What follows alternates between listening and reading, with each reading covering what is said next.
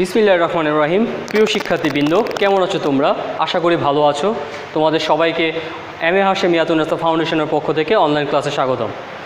গত ক্লাসে তোমাদের ভেক্টর যে অধ্যায় ছিল সেই ভেক্টর অধ্যায়ের কিছু বেসিক নিয়ে আলোচনা করেছি।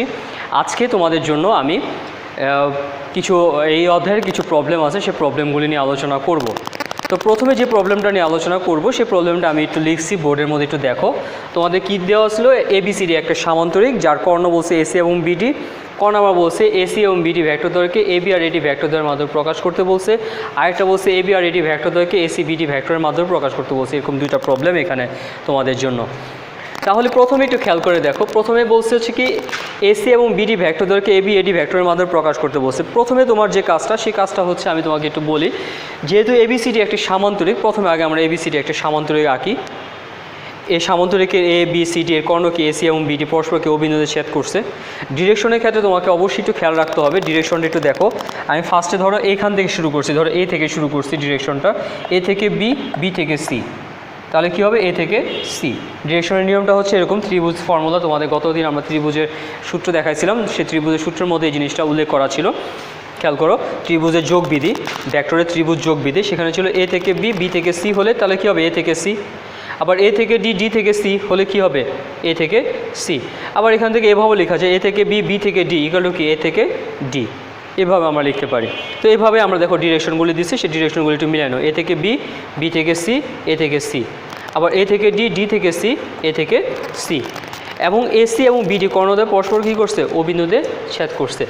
তাহলে এখন আমরা শুরু করতে পারি আমাদের কাঙ্ক্ষিত প্রবলেমগুলি একটু আমরা সলভ করি। দেখো প্রথমে ক নাম্বার এসি, একটু খেয়াল করো।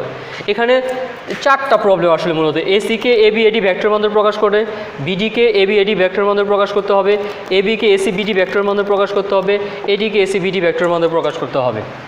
খেয়াল করো, প্রথমে এসিকে এবি এডি ভেক্টরের মাধ্যমে প্রকাশ করতে হবে। এবি এডি ভেক্টরের মাধ্যমে প্রকাশ করতে হবে কাকে? এসিকে। কাকে? এসিকে প্রকাশ করতে হবে। তাহলে যদি আমরা এইভাবে লিখি, দেখো ত্রিভুজ এ বি সি এর, ত্রিভুজ এ বি সি এর আমরা যদি যোগ বিধি নেই তাহলে কি লিখতে পারবো? ত্রিভুজের যোগ বিধি অনুযায়ী ভেক্টর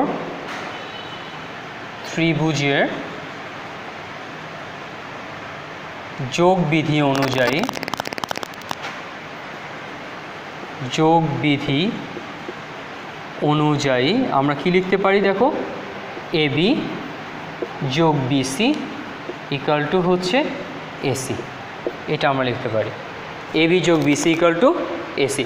তা আমরা কার মান বের করবো? এসির মানটা বের করবো। তাহলে এসিটাকে বাম পাশে রাখি, এসি ইকুয়াল টু এবি যোগ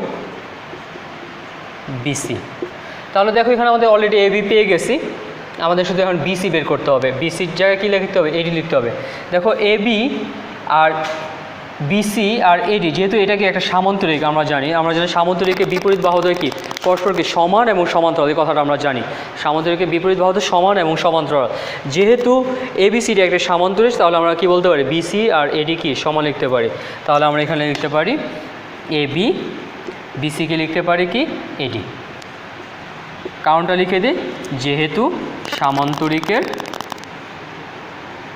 সামান্তরিকের বিপরীত বাহু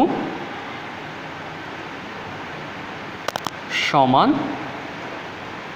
ও সমান্তরাল।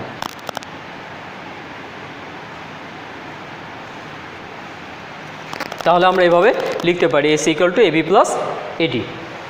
সেকেন্ড যে প্রবলেমটা আছে, দেখো বিডি, বিডিকে প্রকাশ করতে বলছে এবি এবং এডির মাধ্যমে। বিডি কোনটা? বিডি হচ্ছে যেটা বিডি। তাহলে এটার জন্য দেখো এই বিডি পাবো কীভাবে? দেখো এ বিডি, এই ত্রিভুজটা যদি নিয়ে আমি কাজ করি তাহলে আমি দেখো বিডিটা পাবো। তাহলে আমরা এই ত্রিভুজটা নিয়ে কাজ করি, ত্রিভুজ এ বিডি এর, ত্রিভুজ এ বিডি এর এই ত্রিভুজ দিয়ে যদি কাজ করি তাহলে ডিরেকশনটা একটু ভালো করে খেয়াল করে দেখো। তাহলে কী হবে? এ থেকে বি, বি থেকে ডি ইকুয়াল টু কি? এ থেকে ডি। তাহলে আমরা লিখতে পারি এবি যোগ বিডি ইকুয়াল টু হচ্ছে এডি। এবি যোগ বিডি ইকুয়াল টু হচ্ছে এডি। তাহলে আমাদের বের করতে বলছে কার মান? বিডির মান বের করতে বলছে। তাহলে বিডিটাকে আমরা এই পাশে রাখি আর বাকিটাকে ওই পাশে পার করে দিই। তাহলে এডি বিয়োগ এবি। তাহলে একটু খেয়াল করে দেখো, এবি অলরেডি পেয়ে গেছি এবং এডিও আমরা পেয়ে গেছি। তাহলে আমাদের এটার প্রমাণটাও হয়ে গেল, তাই না? তাহলে খুব সহজে আমরা এটা লিখতে পারি। আমরা যদি ত্রিভুজে তুমি যদি যোগ বিধিটা খুব ভালো করে বুঝে থাকো তাহলে এটা খুব তোমার জন্য সহজ হবে, আর যদি না বুঝে থাকো তাহলে একটু সমস্যা গিয়ে পড়বা। তাহলে এটা আমাদের ক নাম্বার সলভ হয়ে গেল। এবার আমরা খ নাম্বার দেখি খ নাম্বারটা কি বলছে। খ নাম্বারের জন্য আমাদের একটা জিনিস জানতে হবে, সেই কথাটা হচ্ছে যে আমরা জানি যে সামান্তরিকের কর্ণদ্বয় পরস্পরকে সমদ্বিখণ্ডিত করে, এটা আমরা জানি সামান্তরিকের কর্ণদ্বয় পরস্পরকে সমদ্বিখণ্ডিত করে। তাহলে এই কথাটা একটু লিখতে হবে যে সামান্তরিক, যেহেতু এবিসিডি একটি সামান্তরিক, যেহেতু এবিসিডি একটি সামান্তরিক,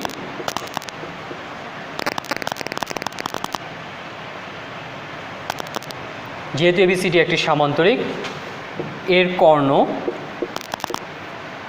কর্ণ এসি ও বিডি পরস্পর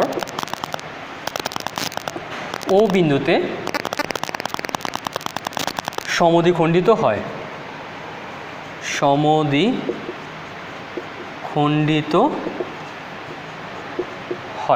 ও বিন্দুতে সমদ্বিখণ্ডিত হয়। তাহলে আমরা এখানে লিখতে পারি, দেখো AO equal to half of AC, BO equal to half of BD, এগুলি আমরা লিখতে পারি, তাই না? AO ইকুয়াল টু লিখতে পারি half of AC, BO equal to লিখতে পারি কি হাফ অফ বিডি, এগুলি আমরা লিখতে পারি। তাহলে এবার আসো আমাদের নেক্সট প্রমাণটা কি বলছে। আমার নেক্সট প্রমাণ বলছে এবি ভেক্টরটাকে এসি এবং বিডি ভেক্টরের মাধ্যমে প্রকাশ করতে বলছে। এবি ভেক্টরকে, কাকে? এবি ভেক্টরকে। তাহলে আমরা যদি এখানে ত্রিভুজটা নিই, ত্রিভুজ এ ও বি এর এই ত্রিভুজটা যদি নেই তাহলে আমরা লিখতে পারি এবি যোগ বিও ইকুয়াল টু হচ্ছে কি এও লিখতে পারি। তাহলে আমরা এখান থেকে লিখতে পারি এবি যোগ বিও ইকুয়াল টু এও। তাহলে আমরা এখান থেকে লিখতে পারি, দেখো আমাদের মান বের করতে বলছে এবিকে, তাহলে আমরা এবিকে রেখে দিলাম আর এও বিয়োগ বিও ওই পাশে পার করে দিলাম। এও ইকুয়াল টু আমরা কি লিখতে পারি হাফ অফ এসি বিয়োগ বিওকে আমরা কি লিখতে পারি হাফ অফ, দেখো বিডি, বিও সমান হচ্ছে হাফ অফ বিডি। তাহলে এইভাবে প্রকাশ করতে পারি। তাহলে এবি ইকুয়াল টু কি লিখতে পারি half of AC minus half of BD. তাহলে আমাদের প্রথম প্রমাণটা হয়ে গেছে। এবার সেকেন্ড প্রমাণটার জন্য আমরা যদি লিখি, দেখো সেকেন্ডে কি বলছে এডিকে, এডি ভেক্টরকে এসি বিডির মাধ্যমে প্রকাশ করতে হচ্ছে। এডিকে, এডি হচ্ছে এটা। তাহলে আমরা এডির জন্য কোন ত্রিভুজ নেব? এ ও ডি ত্রিভুজ নেব। ত্রিভুজ এ ও ডি এর এও যোগ ওডি ইকুয়াল টু হচ্ছে এডি, এও যোগ ওডি ইকুয়াল টু হচ্ছে এডি, বা এডিটাকে যেহেতু এডির মান বের করতে বলছে তাহলে এডিটাকে আমরা বাম পাশে রাখি ইকুয়াল টু এও বিয়োগ ওডি। তাহলে এও ইকুয়াল টু কী লিখতে পারি হাফ অফ এসি, আর ওডি সমান কী লিখতে পারি হাফ অফ বিডি লিখতে পারি। তাহলে এভাবে খুব সহজে আমরা এই দুইটা প্রবলেমকে সলভ করতে পারি। এরকম আমাদের পরীক্ষার মধ্যে এরকম প্রবলেম আসে যে এরকম কিছু দেওয়া থাকবে, বলেছে এর মাধ্যমে প্রকাশ করো, তখন আমাদেরকে এরকম ছবি ধরে ধরে আমাদের প্রমাণ করে নিয়ে আসতে হবে। তোমাদের আরেকটা প্রবলেম নিয়ে হাজির হয়েছি। দেখো আরেকটা প্রবলেম, দেখো একটু খেয়াল করে এখানে কি বলছে, যে ত্রিভুজে যে কোনো দুই বাহুর মধ্যবিন্দু সংযোগ রেখা তৃতীয় বাহুর সমান্তরাল এবং দৈর্ঘ্য তার অর্ধেক, এটা আমরা প্রমাণ করব। এটা প্রমাণ করতে বলছে, এটা তুমি কি করবা প্রমাণ করবা অবশ্যই কার মাধ্যমে? ভেক্টরের মাধ্যমে। তোমাদের খেয়াল করে দেখো তোমাদের জেনারেল ম্যাথমেটিক্সে কিন্তু এটা একটা প্রমাণ আছে, একটা উপপাদ্য আছে, 15 নম্বর উপপাদ্যটা, এটা মনে করে দেখো তোমাদের জেনারেল ম্যাথমেটিক্সে। কিন্তু এখানে এটা ওই উপপাদ্যটাই, কিন্তু এখানে আমাদের প্রমাণ করতে হবে কার মাধ্যমে? প্রমাণ করব হচ্ছে ভেক্টরের মাধ্যমে। প্রমাণ করো কার মাধ্যমে? ভেক্টরের মাধ্যমে। ভেক্টরের মাধ্যমে আমরা প্রমাণ করব, ঠিক আছে? তাহলে কি বলছে, ত্রিভুজে যে কোনো দুই বাহুর মধ্যবিন্দু সংযোগ রেখা তৃতীয় বাহুর সমান্তরাল এবং দৈর্ঘ্য তার অর্ধেক, এটা আমরা প্রমাণ করব। তাহলে প্রথমে আমরা এটা তাহলে ত্রিভুজ আঁকি। প্রথমে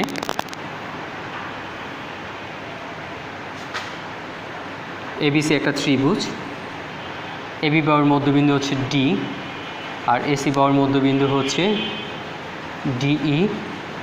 যোগ করি, তাহলে আমাদের কি বলছে প্রমাণ করতে হবে যে এটা। তাহলে দেখো প্রমাণ, দেখো মনে করি এবিসি একটা ত্রিভুজ, মনে করি ত্রিভুজ এবিসি এর এবি ও এসি বাহুর মধ্যবিন্দু যথাক্রমে ডি ও ই। মনে করি ত্রিভুজ এবিসি এর এবি ও এসি বাহুর মধ্যবিন্দু যথাক্রমে ডি ও ই। ঠিক আছে, কী বলছে, ত্রিভুজের যে কোনো দুই বাহুর মধ্যবিন্দুর সংযোগ রেখা, তা ডি আর ই, তাহলে ডি কমা ই যোগ করি,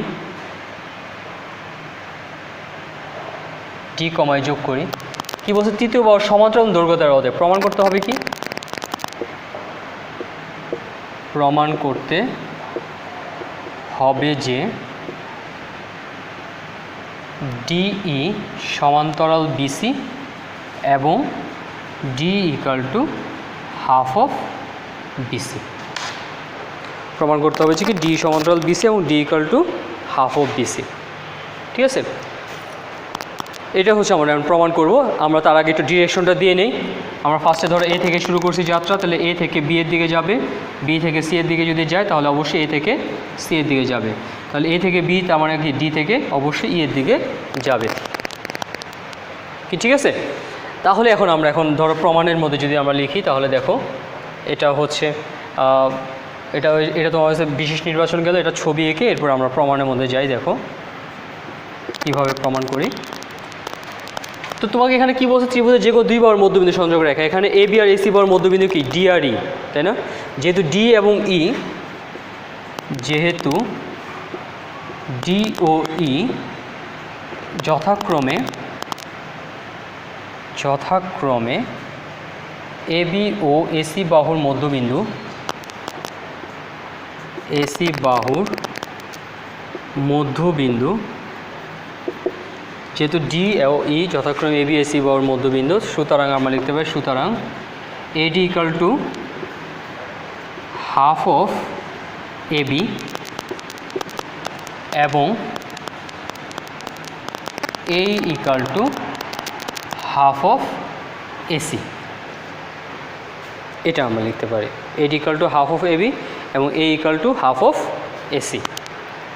ঠিক আছে, তো ত্রিভুজ বিধি অনুযায়ী আমরা এখন কাজ করব। ত্রিভুজ এ বি ডি এর এডিই এর ত্রিভুজ এ ডিই এর আমরা কি লিখতে পারি, এডি যোগ ডিই ইকাল টু কী লিখতে পারি, এই লিখতে পারি। তাহলে এখান থেকে আমরা লিখতে পারি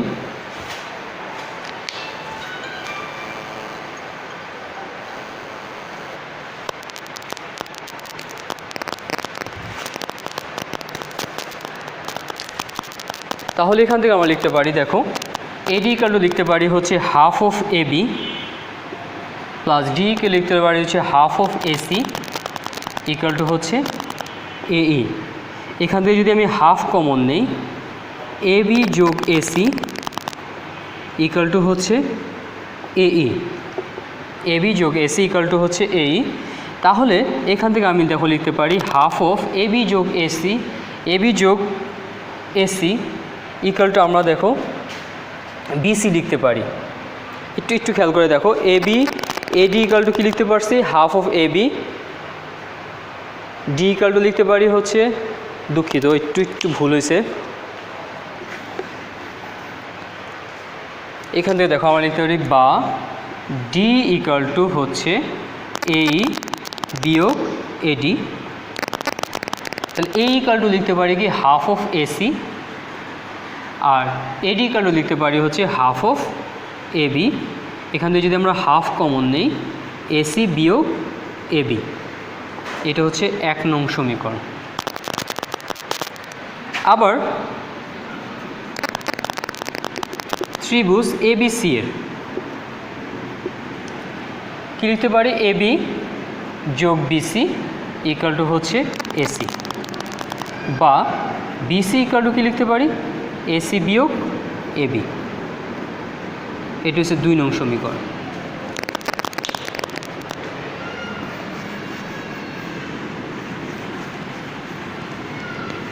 দেখো এখন 1 আর 2 নঙে দেখো এসি বিয়োগ এবি, এসি বিয়োগ এবি এর মানটা বসা দিতে পারি। তাহলে 1 ও 2 নং হতে পাই কি লিখতে পারি, 1 ও 2 নং হতে পাই ডি ইকাল টু হাফ